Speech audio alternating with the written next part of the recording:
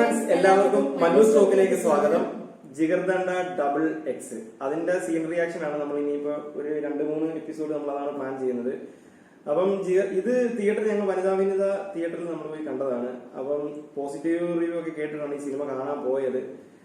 Positive review കേട്ടെങ്കിലും ഇത്രത്തോളം ഉണ്ടാവുമെന്ന് ഞങ്ങൾ ഒരിക്കലും പ്രതീക്ഷയില്ല. എന്ന് വെച്ചാൽ ഇതിന്റെ ഫസ്റ്റ് കണ്ടതാണ്. ഫസ്റ്റ് ഞാൻ കണ്ടില്ല, എനിക്കിപ്പോ കണ്ടിന്യൂഷൻ ആണോ കാണണോ ഒരു ഡൗട്ട് ഉണ്ടായിരുന്നു. പക്ഷെ കണ്ടിന്യൂഷൻ ഒന്നും ഇല്ല. പിന്നെ അവസാനത്തെ ചെറിയൊരു സീനിനകത്ത് ഒരു പേര് പറയുന്നത് മാത്രമുണ്ട്, ഒരു ചെറിയൊരു കണ്ടിന്യൂഷൻ ഒന്നും പറയാൻ പറ്റത്തില്ല അതിന്. അപ്പം ഫസ്റ്റ് നമുക്കറിയാം, ഈ കണ്ടവർക്കെല്ലാം അറിയാം ഇതൊരു കോമഡി ഇല്ല, അങ്ങനെ ഒരു ആക്ഷൻ വെച്ചിട്ടുള്ള ഒരു പടമാണ്. പക്ഷെ സെക്കൻഡ് ഒരു ഫസ്റ്റ് ഹാഫ് വരെ നമ്മളൊരു ലെവലിൽ കണ്ടു. പക്ഷെ സെക്കൻഡ് ഹാഫ് വന്നപ്പോഴത്തേക്ക് പടമൊക്കെ വേറെ എന്തൊക്കെയോ പറഞ്ഞ് വേറെ ഏതോ ലോകത്ത് കൊണ്ടുപോയ അവസ്ഥയായിരുന്നു. ഇത്രയും പ്രതീക്ഷ അല്ലേ, നമ്മള് പ്രതീക്ഷന്റെ കാട്ടി ഒരു 3-4 ഇരട്ടി കിട്ടിയുള്ള അവസ്ഥയായിരുന്നു ആ ഒരു സിനിമ കണ്ടപ്പോ സത്യം പറഞ്ഞത്. അപ്പം പിന്നെ ഞാനത് കാണാൻ കൂടുതലും എനിക്ക് എസ് ജെ സൂര്യ ഭയങ്കര ഇഷ്ടമാണ്. അതെ, എസ് ജെ സൂര്യയുടെ ഇപ്പോഴത്തെ കുറെ സിനിമകൾ എടുക്കുമെന്നുണ്ടെങ്കിലല്ലേ അദ്ദേഹത്തിന്റെ അഭിനയം വേറെ റേഞ്ച് അഭിനയമാണ്. ഇതിനകത്ത് എസ് ജെ സൂര്യ മാത്രമല്ല, നമ്മുടെ ലോറൻസ് അല്ലെ, നമ്മളെ ഞെട്ടിച്ച് പറഞ്ഞത് ലോറൻസ് തന്നെയാണ്. അപ്പൊ എന്തായാലും അതിന്റെ സീൻസ് ആണ് നമ്മളിപ്പം ചെയ്യാൻ പ്ലാൻ ചെയ്യുന്നത്. അപ്പൊ ഒരുപാട് സീൻസ് നമുക്ക് ഇന്നത് ഇഷ്ടപ്പെട്ടിട്ടുണ്ടായിരുന്നു. അപ്പൊ തന്നെ നമ്മൾ പ്ലാൻ ചെയ്തതാണ് ഇത് OTT വരും. ഇപ്പൊ OTT വന്നിട്ട് ഇപ്പൊ 1 വീക്ക് ആയി.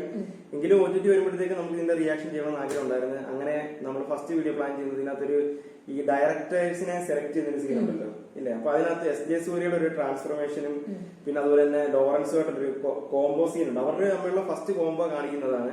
അപ്പൊ ആ ഒരു സീൻ നമുക്ക് കണ്ടുനോക്കാം. പഴയ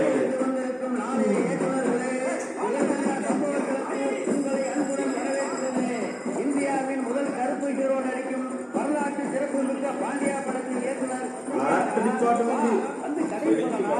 அண்ணன் கீசை மனதை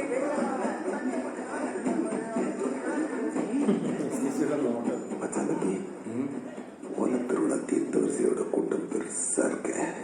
அண்ணாமம்மா, நான் சொன்ன சிறகு முளைத்த மாடப்புறா அந்த கதை 1,00,000 பேத்தையும் தாண்டி கரை சேரும். பல போராட்டத்துக்கு அப்புறம் அப்போ உங்க 7வது தங்கச்சிக்கு கழுத்துல தாலி ஏறுது. நீங்க குலுங்கி குலுங்கி குலுங்கி குலுங்கி அழுவுறீங்க சார். ஏய் இல்லப்பா, அவன் அழுகுறத பார்த்தா எனக்கே சிரிப்பு வருது. 7 மலையும் 8 தங்கச்சியும் படத்துல 67 தடவை நான் அழணும்.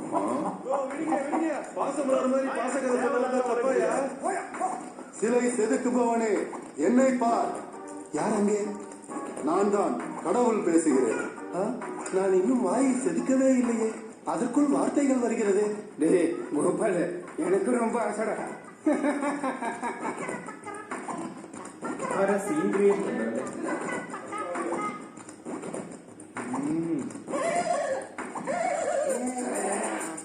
जल जल जल जल जल जल जल ஐயா ஐயா எங்களை காப்பாத்துங்கயா.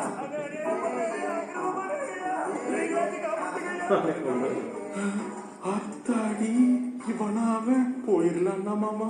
லட்சியம் மச்சான் தம்பி, லட்சியம்.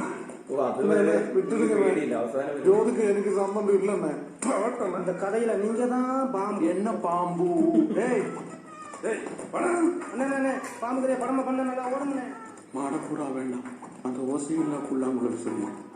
சார், உங்களுக்கு கேன்சர், இன்னதுக்கு மருந்தே கண்டுபிடிக்கலைங்க. தம்பி, என்ன தொடரடின்னு பல பேர் கூப்பிடுவாங்க. ஆனா உண்மையை தொடர் நடக்கிறதுலாம் என்னன்னு இப்பதான் எனக்கு தெரியும். கிளம்பலாமா? அப்போ லட்சியம் அதுக்கு வேற வழி யோசிக்கலாம். இவன் என்ன கதை சொன்னாலும் அடிச்சு தொத்துவோம் போல தெரியுது. முதல்ல வந்துட்ட முகத்தை கட்டாம இங்க இருந்து கிளம்புவான். நில்லுங்கடா.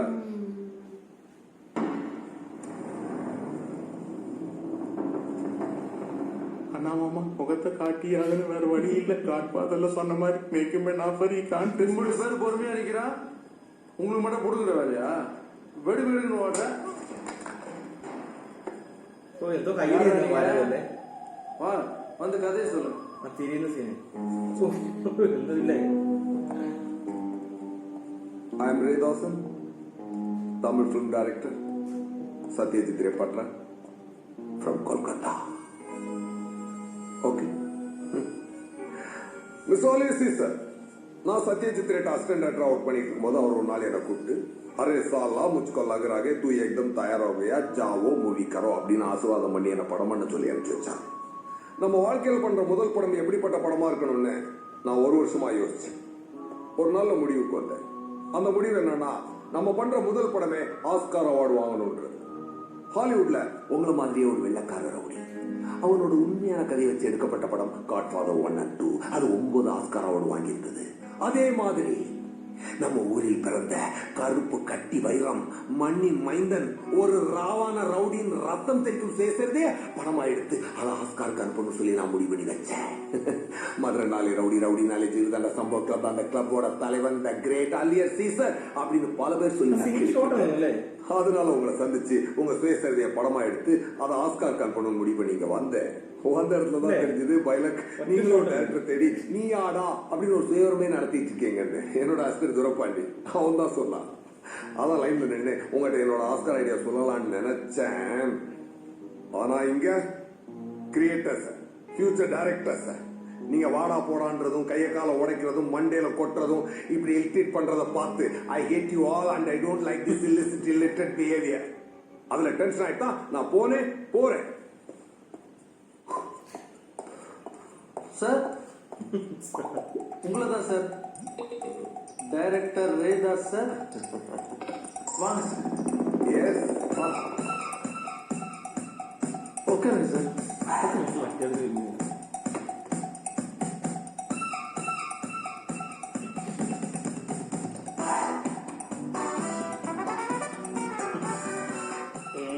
தலைவன் சிம்மாசனத்துல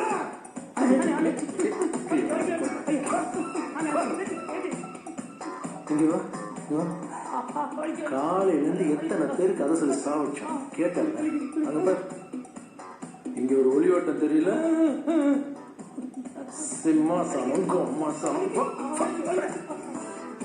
எல்லாம் போகும் கடலாம் முடிஞ்சு സംഭവം ശ്രദ്ധിച്ചത് ഇതിനകത്തെ ആ ഒരു ഡയലോഗ് പറയുന്നത് മിക്കതും ഒറ്റ ഷോട്ട് അതല്ലേ.